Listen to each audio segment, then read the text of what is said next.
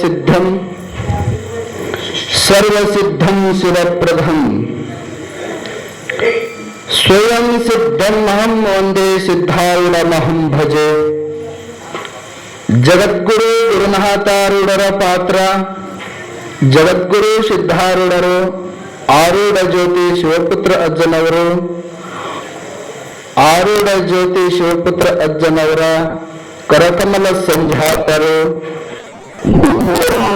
ಜ್ಞಾನನಿಧಿಗಳಾಗಿ ತಮ್ಮ ಅವತಾರವನ್ನು ಪೂರ್ಣ ಮಾಡಿರತಕ್ಕಂಥ ನಿರಾಭಾರಿ ಸದ್ಗುರು ಮಹಣಿಕ್ ಪ್ರಭು ಮಹಾಸ್ವಾಮೀಜಿಗಳ ಅವತಾರವೇ ನಿಮ್ಮ ಕಣ್ಣು ಮುಂದದಾವು. ಯಾರು ಅವ್ರಿಗೆ ನೋಡಿಲ್ಲ ಅಂತ ಅಪೇಕ್ಷೆಗಳು ಕೊರಗಿರ್ತಾವಲ್ಲ, ಈ ಮೂಲಕವಾಗಿ ಅವ್ರು ಹೆಂಗಿದ್ರು, ಅವ್ರು ಹೆಂಗ ಮಾತಾಡ್ತಿರಂಬುದು ಅವ್ರಿಗೆ ನಿಮ್ಗ ತೋರಿಸ್ಕೊಡ್ತಾರೆ. ನಿತ್ತಂತವರು ಗುರುನಾಥಾರೂಢರು, ಅವ್ರ ಪಕ್ಕದೊಳಗೆ ಆರೂಢ ಜ್ಯೋತಿ ಶಿವಪುತ್ರ ಅಜ್ಜನವರು,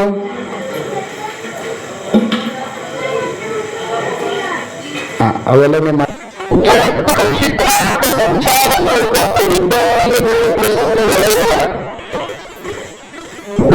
ಕಟ್ಟಿ ಅಂತ ಒಂದು ಹಳ್ಳಿ, ಒಂದು ಬಾವಿ ಗೊತ್ತದು ನಿಮಗೆ ಎಲ್ಲರಿಗೂ.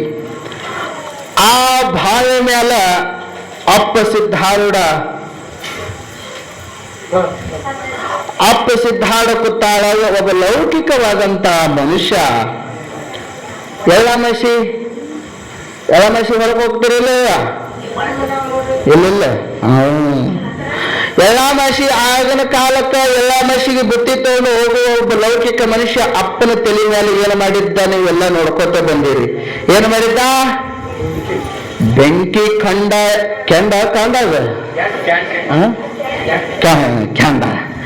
ಇಟ್ಟಿದ್ದ. ಅವಾಗ ಹುಬ್ಬಳ್ಳಿಗೆ ಅಪ್ಪ ಸಿದ್ಧಾರೂಢ ಬಂದವಾಗ ಯಾವ ಒಬ್ಬ ಅವನಂತ ಸ್ಥಿತಿ ಉಳ್ಳವ ಹುಬ್ಬಳ್ಳಿಗೆ ಬಂದ. ಬಂಗಾರದ ಕಿರೀಟ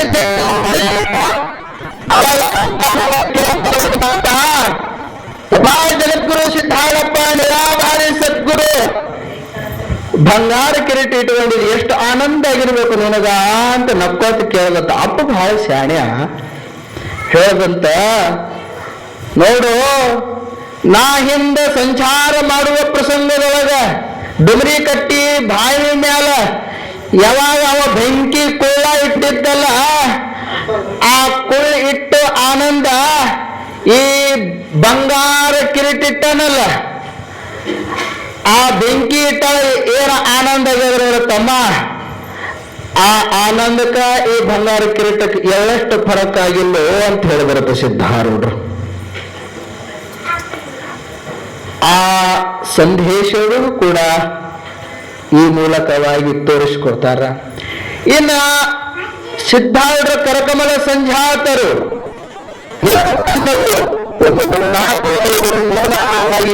ಕೂಡ ಮಾತಾಡಿ ಜ್ಞಾನವನ್ನು ಬಿಟ್ಟಿರ್ತಕ್ಕಂಥ ಆರೂಢ ಜ್ಯೋತಿ ಶಿವಪುತ್ರ ಅಪ್ಪುಗಳು ಅವ್ರ ಸಂಚಾರ ಮಾಡಿ ಆರೂಢ ರಂಜೋಡ್ರ ಶಾಸ್ತ್ರ ಬಿಟ್ಟಿತ್ತಿಲ್ಲ ಅಂತಂದ್ರ ಅವ್ರ ಹೆಸರು ಬರ್ತಿತ್ತಿಲ್ಲ, ನಾವು ಸನ್ನೇಶ ಆಗ್ತಿತ್ತಿಲ್ಲ. ಅಂತ ಜಗದ್ಗುರು ನಿರಾಭಾರಿ ಆರೂಢ ಜ್ಯೋತಿ ಶಿವಪುತ್ರ ಅಪ್ಪುಗಳು ಮಗ್ಗಲು ಕೊತ್ತಾರ. ಅವ್ರ ಸ್ಥಿತಿನೇ ನಿಮ್ಮ ಅಜ್ಜವ್ರಿಗೆ ನಾ ಹೇಳೋ ಅವಶ್ಯಕತೆನಿಲ್ಲ, ನಾನ್ ನೋಡಿಲ್ಲ. ಅವ್ರ ಸಂಗಾಟ ನೀವು ಪ್ರೀತಿ ಹಂಚ್ಕೊಂಡಿರಿ.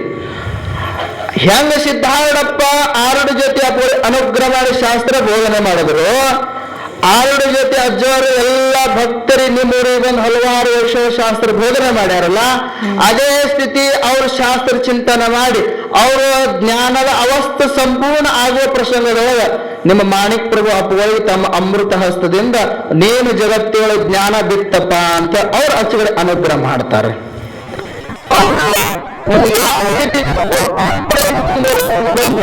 ಜ್ಞಾನದ ಸ್ಥಿತಿ ಹೇಳ್ತಾರ, ಅದನ್ನು ಚಾಲು ಮಾಡ್ತಾರ.